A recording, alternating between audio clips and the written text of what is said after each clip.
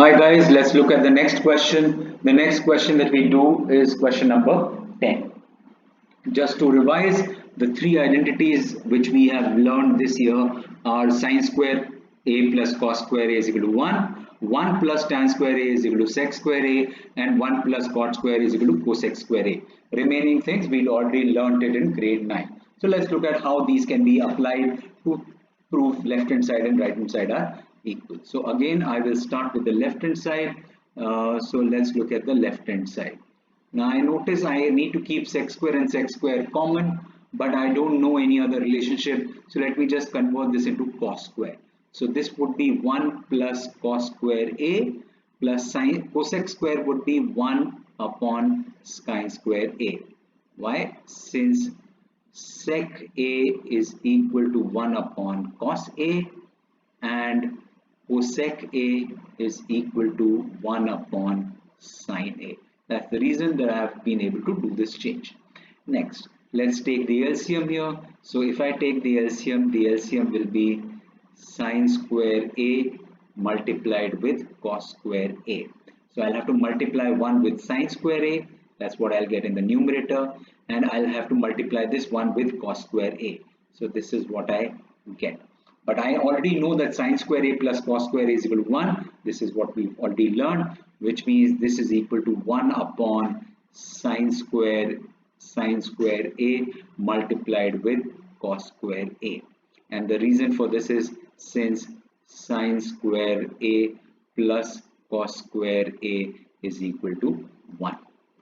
Now if I divide this, I can write this as 1 upon sine square a multiplied with 1 upon cos square a. This is what I can write this as. This changes to 1 upon sine square, which is cosec square a multiplied with 1 upon cos square, which is sec square a. Perfect. This is equal to right hand side. So hence proof. This is what they wanted me to prove, and we've been able to reach the right hand side from the left hand side. Perfect. Let's look at the next question. The next question is question number 12. Again, a similar question where I have tan square minus sine square on the left hand side, and on the right hand side that negative sign has changed to a multiplication sign. So let's start with the left hand side and just convert tan and sine into sine and cos. Let's see what we get. So this becomes sine square a upon cos square a minus sine square a. Reason being, since tan square a is equal to sine square a upon cos square a. That's the basic thing. Next, let's take LCM. So when I take LCM, the LCM is cos square a. This remains sine square a, and this term will have to be multiplied with cos square a. So this becomes sine square a dot cos square a. Done. Anything common between the two elements in the numerator? Yes, I noticed that sine square is common between the two elements in the numerator. So I can write this as sine square a. If I take common, what remains is 1. What remains here is cos square a. And in the denominator, I have only cos square a. Now what is 1 minus cos square a? Yes, 1 minus cos square a can be written as sine square a. Perfect. So this can be written as sine square a. So sine square a multiplied with sine square a upon cos square a. And the reason would be since 1 minus cos square a is equal to sine square a. Perfect. Let's look at the last step. Now I think I have already reached the answer. So now that we've got this, what I have now is sine square a upon cos square a. This is what I wanted. I wanted a tan square a and multiplied with sine square a. So this is equal to tan square a multiplied with sine square a. This is my right hand side. This is where I needed to reach. So we've reached this right hand side. So hence proof. Perfect. Let's look at the next question. The next question that we'll do will be question number 14. Let's look at question number 14. Question number 14 says, prove that cosec A plus sin A multiplied with cosec A minus sin A is equal to cot square plus cos square. So let's start with the left hand side.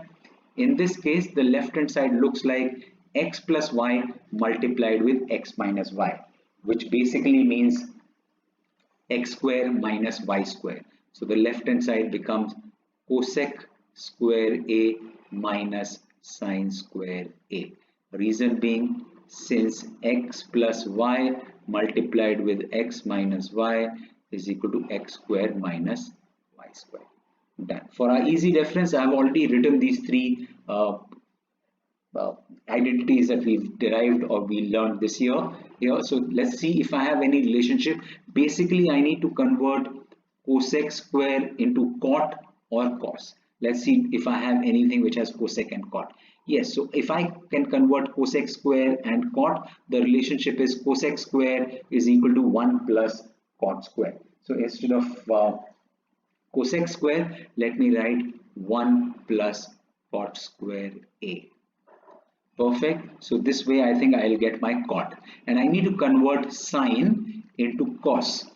So like I said, you need to look at where you want to reach on the right hand side. So I realized that I have to convert cosec into cot and sine into cos. So I have a relationship between cosec and cot which we've used, and I have a relationship between sine and cos, which is sine square theta plus cos square theta is equal to 1, which means instead of sine square theta I can write 1 minus cos square A. So this is minus sign outside. The reason being, since cosec square A is equal to 1 plus cot square A, and the next reason is since sine square A is equal to 1 minus cos square A. So these are the two reasons. Next, let's open this bracket and see where we get. I notice that I have already reached cot and cos on the right hand side. Let's see if I open the bracket, what do I get? 1 plus cot square A minus 1 plus cos square A. Negative 1 and plus 1 gets cancelled. So my left hand side becomes cot square A plus cos square A, which is my right hand side. So hence proved. Wonderful. Let's look at the next question. The next question will be question number 16. Before we start, let me just remind, these are the three most important identities that we've done this year. Sine square theta plus cos square theta is equal to 1. 1 plus tan square theta is equal to sec square theta. And then the last one is 1 plus cot square theta is equal to cosec square theta. Now I realize that I obviously can't start with 2. There is nothing here that I can work with. So let me start with left hand side. So on the left hand side, basically all my relationships that I notice are in squares. This is square, this is square, this is square. So maybe I should open the bracket. This is in the form of x plus y whole square, then the form x minus y whole square. So let's just open the bracket and see what we get. So left hand side would become x square, which is cos square A, plus the second term square, which is sine square A, plus 2 times first term into second term, and then this would become cos square A plus sine square A minus 2 times cos A into sine A. Anything gets cancelled? Yes, minus 2 times cos A sine A and plus 2 times cos A sine A gets cancelled. So what I have is cos square A plus sine square A.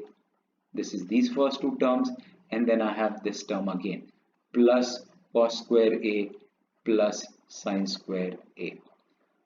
And since I know that cos square A plus sine square A is equal to 1, which means this is 1 and this is also 1. The reason will be since sine square A plus cos square A is equal to 1. So this is equal to 2, which is equal to my right hand side. So hence proved. Wonderful. Let's move on to the next question. The next question that we do would be question number 18. Let's look at question number 18. Question 18 says we need to prove that 1 upon sec A plus tan A is equal to sec A minus tan A.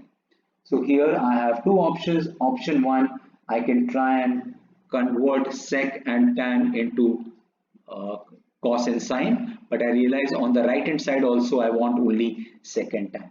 So that reminds me of a property of, not a property, operation that I learned, which is called rationalization. And why am I rationalizing? I'm rationalizing, realizing that all my relationships between sine, cos, tan, and the other trigonometrical functions are in the square one. So this is sine square, this is cos square, which means somehow I need to square this. If I get this as square, then maybe I will be able to get some relationship. So let's rationalize. So rationalize, we'll work with left hand side. Rationalize the denominator.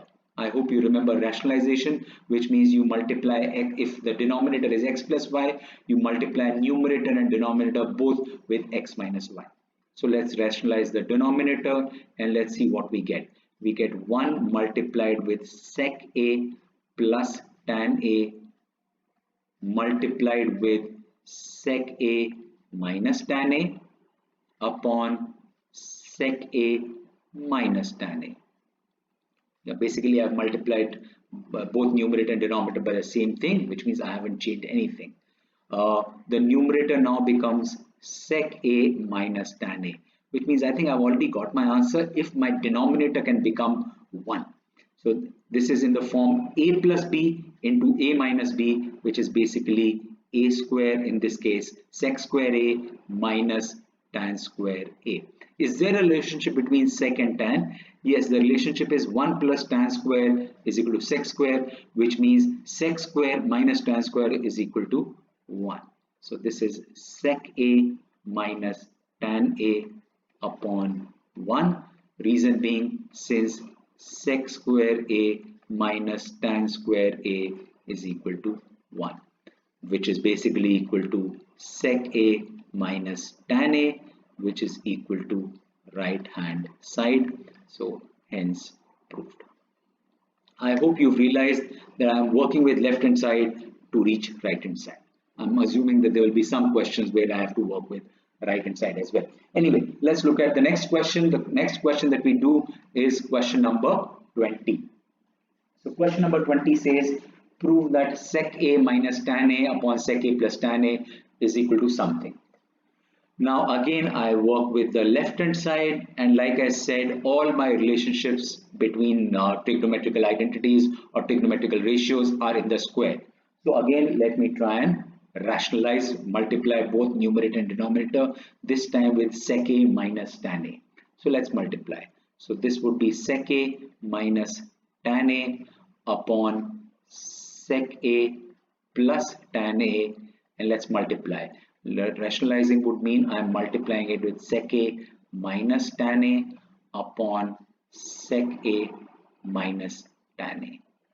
Perfect. So my numerator now becomes a minus b whole square. So this becomes sec a minus tan a whole square, and the denominator now becomes in the form x plus y into x minus y, which is basically sec square a minus tan square a. This similar denominator from the previous question, sec square a minus tan square a is basically nothing but 1. So this becomes sec a minus tan a whole square upon 1, since sec square a minus tan square a is equal to 1. So now let's try and open the numerator and see what we get. So this is in the form x minus y whole square, which means x square, in this case sec square a plus tan square a minus 2 sec a dot tan a. Let's compare this with the right hand side and see what have I reached. So I notice that I have got minus 2 sec a tan a done. This part is done. And I notice on the right hand side I have 1 plus 2 tan square a. There are 2 tan square a's, whereas I have 1 tan square a and I have a sec square a. So let me convert sec square a into tan square a. What's the relationship that I know? Sec square a is equal to 1 plus tan square a. So let me just replace this with 1 plus tan square a. So this becomes 1 plus tan square a plus tan square a minus 2 times sec a dot tan a. And what's the reason? The reason being, since sec square a is equal to 1 plus tan square a. Let's open the bracket. So this becomes 1 plus 2 tan square a minus 2 times sec a dot tan a. And this is basically my right hand side. So I am repeating, you look at where you want to reach and try and tweak or try and apply the identity that you know. So hence proved.